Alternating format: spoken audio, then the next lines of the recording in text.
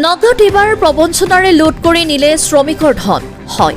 নগাঁৱৰ মৰিকলঙত সংঘটিত হৈছে এই ঘটনা কেইবাজনো শ্ৰমিকক চৰকাৰী শ্ৰমিক আঁচনিৰ চেক প্ৰদান কৰাৰ আশ্বাস প্ৰদান কৰি প্ৰতিজন শ্ৰমিকৰ পৰা লৈ যায় 10,000 কোটি টকা ধন সংগ্ৰহ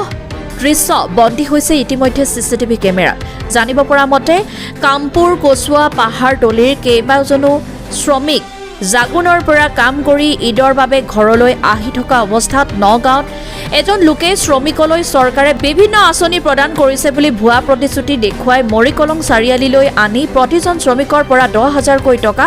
সংগ্ৰহ কৰি উঠাও হয় পাছত শ্ৰমিক কেইজন মৰিকলং আৰক্ষীক সকলো ঘটনা বিৱৰি কোৱাত আৰক্ষীয়ে চিচিটিভি কেমেৰাত ভিডিঅ' সংগ্ৰহ কৰি অভিযান চলাইছে যদিও দুৰ্বৃত্তজনক এই পৰ্যন্ত আটক কৰিব পৰা হোৱা নাই কচুৱাৰ পৰা গুলজাৰ হুছেইনৰ report Assam north east news live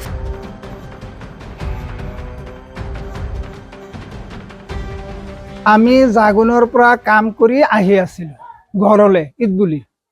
অহাৰ পিছত আমি চিভিল গেটত আহি ৰখাৰ পিছত এজন মানুহে আমাক লগ পাই ক'লে বোলে সেই আপোনালোকে লেবাৰ হয়নে বোলে হয় আমি লেবাৰ আপোনালোকৰতো এটা চেক পাব গতিকে আপোনালোকে এটা কাম কৰক 20,000 টকা দিয়ক আপোনালোকে এতিয়া মোৰ পকেটত চেক এইটো চাক নোট বৈত সব লিখা আছে আপোনালোকে চেক পাব